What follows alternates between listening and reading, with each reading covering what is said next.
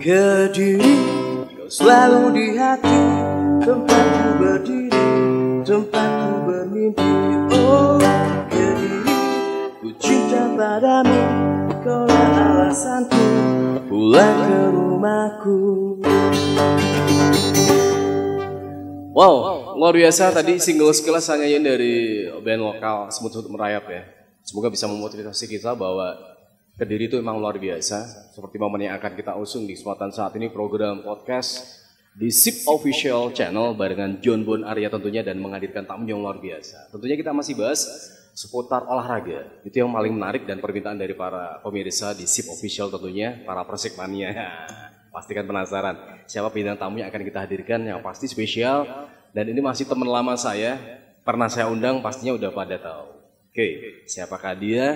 Kita akan membahas tentang perombakan total di manajemen Persik Kediri pasca sahamnya dijual ke PT AAG. Seperti apa nanti kisahnya? Wow, kayak drama kisahnya. Seperti apa nanti serunya perbincangan kita bareng Anwar Basalama, Media Officer Persik Kediri yang saya akrab menyapanya, Bas. Oke, kita sapa dulu. Assalamualaikum warahmatullahi wabarakatuh. Waalaikumsalam warahmatullahi wabarakatuh. Apa kabar, Bas? Baik. Tetap fresh dan sehat ya. Kita tos dulu dong. Salam olahraga. Oke, luar biasa. Ini teman saya selalu tampil fresh. Karena apa? Basicnya dan kesenangannya sih emang di sport ya, olahraga tentunya. Tiap pagi pasti melakukan hal itu sih, olahraga menjadikan dia tetap fresh sampai saat ini dan wajahnya selalu ceria. Oke. Bas, ya beberapa hari kemarin ya kita sempat ngobrol terkait Persik Kediri dijual sahamnya gitu ya. Yang mayoritas emang udah dimiliki PT AG dari PT Kediri Jayati Perkasa ke PT AG. Nah, hal yang mencengangkan lagi itu yang akan kita bahas, yakni perombakan manajemen total beberapa hari kemarin ya sempat dirilis oleh Media Officer Persik Kediri bahwa pergantian CEO itu udah berlangsung. Nah, itu gimana ceritanya, Bas? Ya sekitar berapa ya? 3 hari yang lalu ya, kira-kira kami merilis ini pengenalan CEO yang baru. Sekarang dipegang oleh Mas Alif Sabto Nugroho yang sebelumnya di organisasi yang lama itu dipegang oleh Mas Abdul Hakim Bafaki yang juga sebelumnya menjadi presiden klub. Jadi kalau yang terbaru CEO dan presiden klub itu berbeda, tapi kalau yang sebelumnya jadi satu. Jadi satu ya. Bas, ini yang pertanyaan paling menarik saya kira dan saya yakin Persikmania juga sepakat dengan saya. Kenapa perombakan dilakukan dari lini atas yang awal itu emang presidennya klub Mas Gading ya, artis ibu kota ya, terus bergantian CEO. Apakah ini merupakan suatu perombakan total yang awalnya dimulai dari atas terus ke bawah? Gimana tuh Mas kalau menurut Anda? Yang jelas bahwa setelah ada pergantian ini saham mayoritas, kepemilikan saham mayoritas, komitmen yang kami usung adalah memajukan Persik Kediri ya sebagai klub sepak bola profesional di Liga 1. Nah, hal pertama yang kita mulai adalah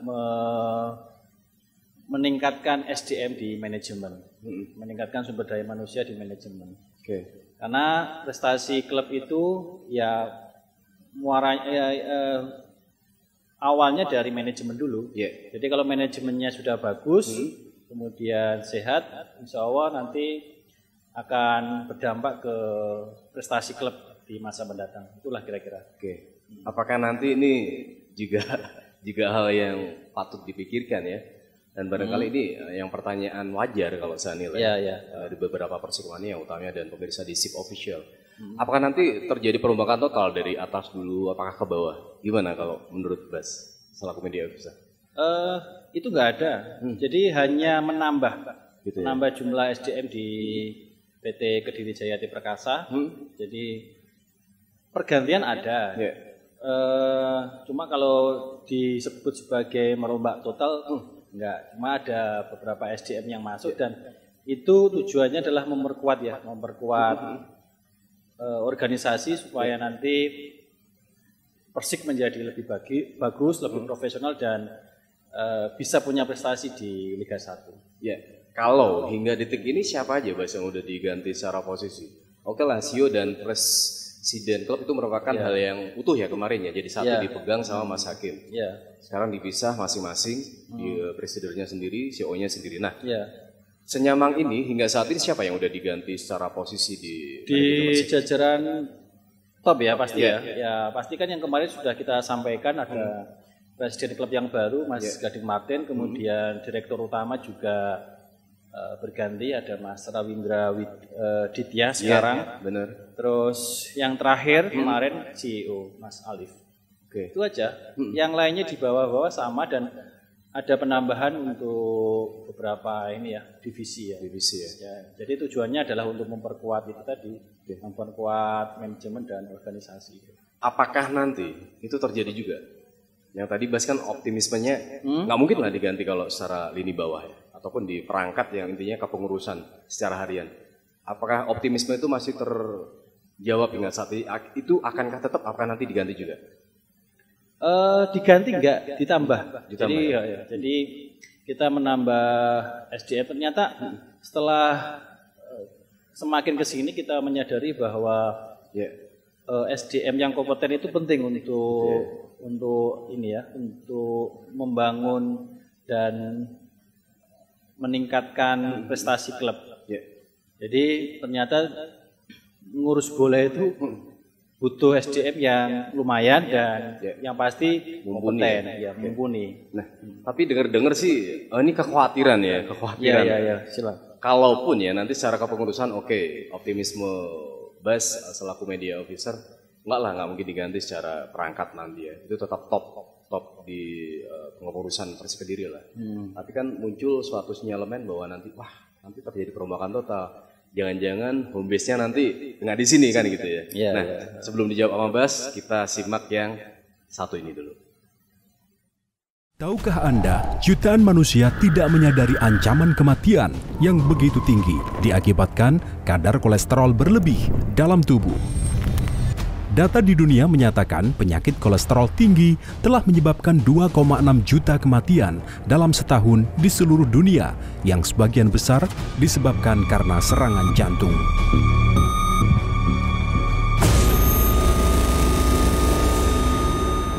Waspadalah, jika Anda sering mengalami kebas pada kaki, mudah lelah atau mengantuk, dada sering terasa nyeri, dan tengkuk Anda terasa berat. Awas! Kolesterol yang tinggi, jika dibiarkan akan menumpuk di dalam darah hingga mengakibatkan penyempitan arterian atau aterosklerosis yang akan menimbulkan berbagai penyakit mematikan seperti penyakit jantung dan stroke. Kadar kolesterol sehat dalam tubuh dapat melindungi kita dari serangan jantung dan juga stroke. Namun, jika terlalu banyak kolesterol juga dapat berakibat buruk bagi kesehatan. Kelebihannya dapat disimpan di sepanjang dinding arteri, termasuk arteri yang mensuplai darah ke kaki dan juga usus. Inilah 5 gejala umum jika kadar kolesterol dalam diri kita sudah sangat tinggi. Yang pertama, sering mengalami kesemutan. Kesemutan di tangan dan kaki merupakan tanda sirkulasi darah yang rendah. Kesemutan juga berkaitan dengan syaraf di tangan dan kaki yang tidak mendapatkan nutrisi dan oksigen.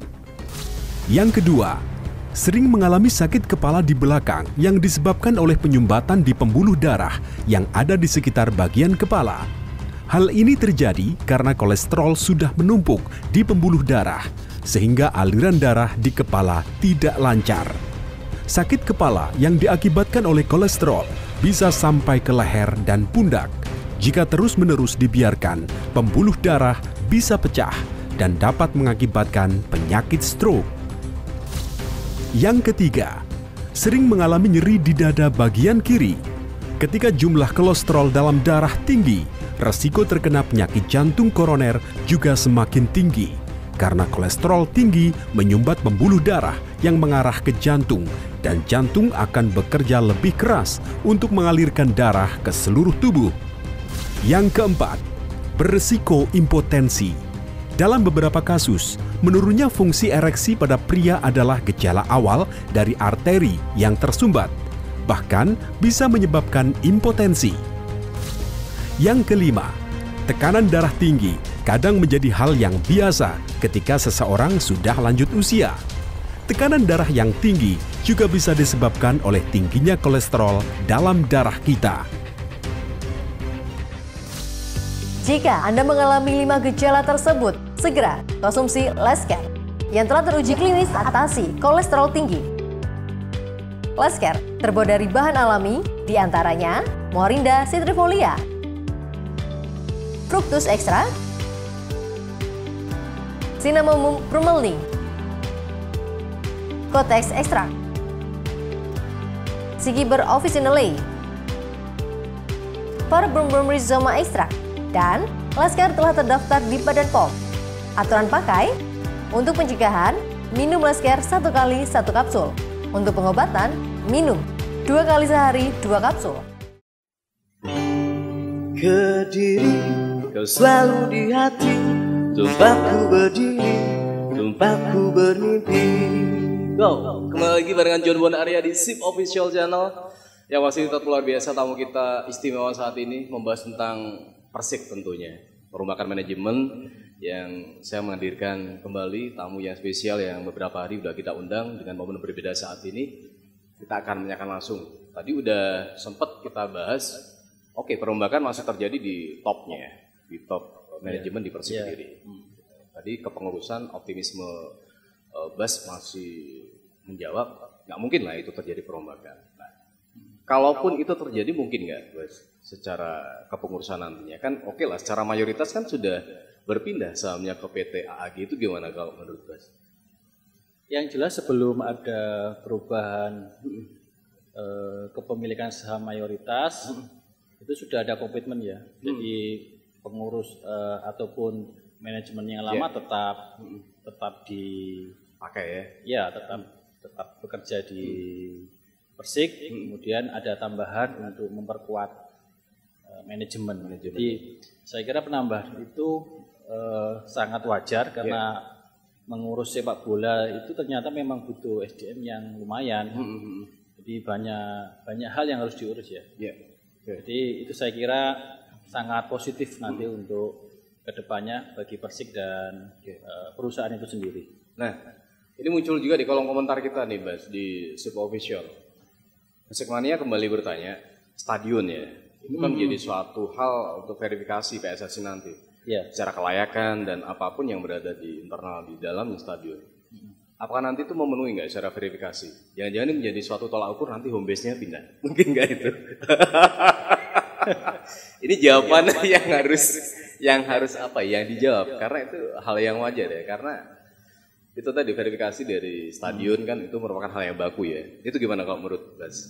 Kalau yang untuk Liga 1 2020 kita sudah memakai Stadion Brawijaya.